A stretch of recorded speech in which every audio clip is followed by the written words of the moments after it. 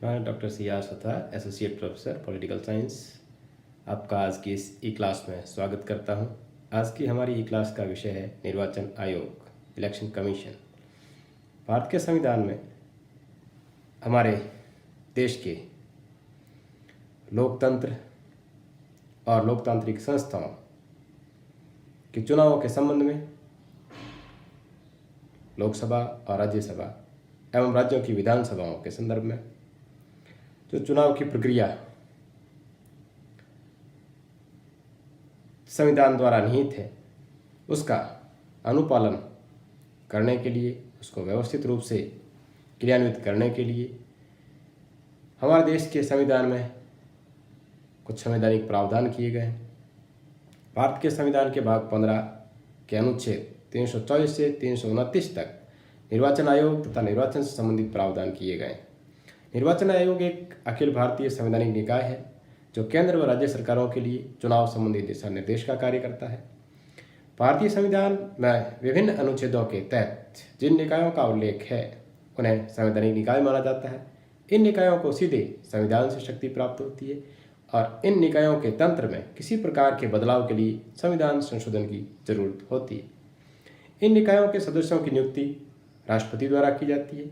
राज्यों में होने वाले पंचायतों व निगम चुनावों से चुनाव आयोग का कोई संबंध नहीं है। इसके लिए भारत के संविधान में अलग राज्य निर्वाचन आयोग की व्यवस्था की गई है जो कि समय समय पर इन राज्यों के अंतर्गत स्थित पंचायतों और वहाँ के जो नगर निकाय होते हैं उनके चुनावों की व्यवस्था इसके द्वारा की जाती है।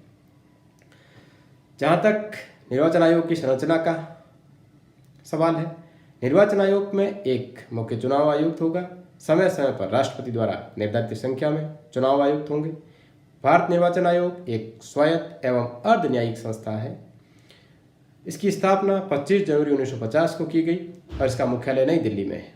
वर्तमान में निर्वाचन आयोग 3 सदस्यीय है जिसमें एक मुख्य चुनाव आयुक्त और 2 अन्य निर्वाचन आयुक्त कार्य कर रहे हैं। मुख्य निर्वाचन आयुक्त और अन्य निर्वाचन आयुक्तों की नियुक्ति राष्ट्रपति द्वारा की जाती है। राष्ट्रपति निर्वाचन आयोग की सलाह पर प्रादेशिक आयुक्तों की नियुक्ति कर सकता है जिसे वह निर्वाचन आयोग की सहायता के लिए आवश्यक समझे। निर्वाचन आयुक्तों व क्षेत्रीय आयुक्तों की सेवा शर्तों और कार्यकाल का निर्धारण राष्ट्रपति द्वारा किया जाता है।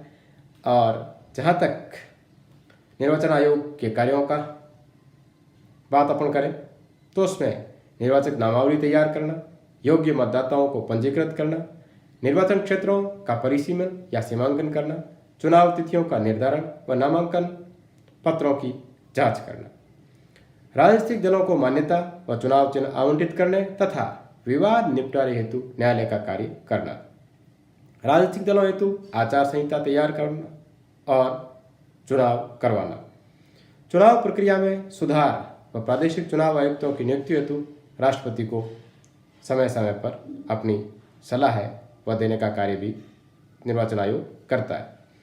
जहाँ तक निर्वाचन आयोग के कार्यकाल और वहाँ पर कार्यरत जो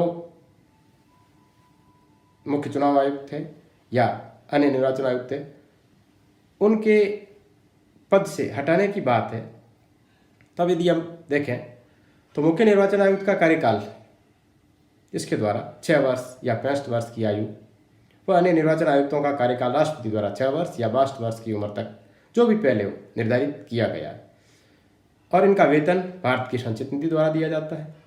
मुख्य निर्वाचन आयुक्त को राष्ट्रपति द्वारा कदाचार और दुर्व्यवहार का दोषी पाए जाने पर उसके पद से उसी रीति से हटाया जा सकता है जैसे सर्वोच्च न्यायालय के न्यायाधीश को हटाया जाता है। उसका दर्जा सर्वोच्च न्यायालय के न्यायाधीश के बराबर है। भारत में निर्वाचन आयुक्त राष्ट्रपति के प्रसाद पर्यंत पद धारण नहीं करता है। अन्य निर्वाचन आयुक्त या प्रादेशिक आयुक्त को मुख्य निर्वाचन आयुक्त की सिफारिश पर ही हटाया जा सकता है, अन्यथा उसको नहीं हटाया जा सकता। चुनाव आयोग के द्वारा समय समय पर कई प्रकार के चुनाव सुधार हमारे देश में किए गए जिसमें वयस्क मताधिकार की आयु जो पहले 21 थी उसको घटा करके 18 वर्ष की आयु प्राप्त व्यक्तियों को मताधिकार दिया गया है। आरक्षित स्थानों सहित संयुक्त निर्वाचन की पद्धति यहाँ रखी गई है। 95वें संवैधानिक संशोधन 2009-10 के अनुसार 25 जनवरी 2020 ईस्वी तक के लिए आरक्षण की व्यवस्था का प्रावधान है। इलेक्ट्रॉनिक वोटिंग मशीनों का प्रयोग मतदान के लिए किया जाता है और समय समय पर उम्मीदवारों की संख्या को देखते हुए जमानत राशि में बढ़ोतरी के प्रावधान भी चुनाव सुधार के तहत चुनाव आयोग द्वारा किए जाते रहे।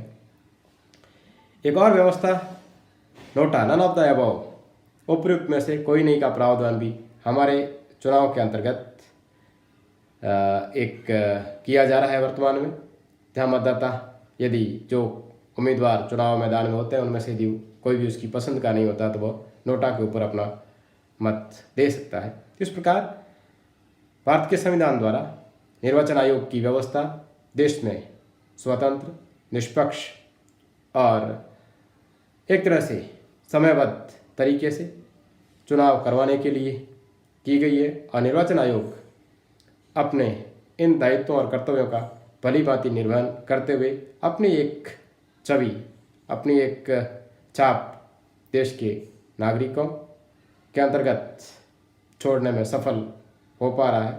इस प्रकार आपने आज की हमारी इस ई क्लास को ध्यान से देखा और सुना, इसके लिए आपका बहुत बहुत धन्यवाद।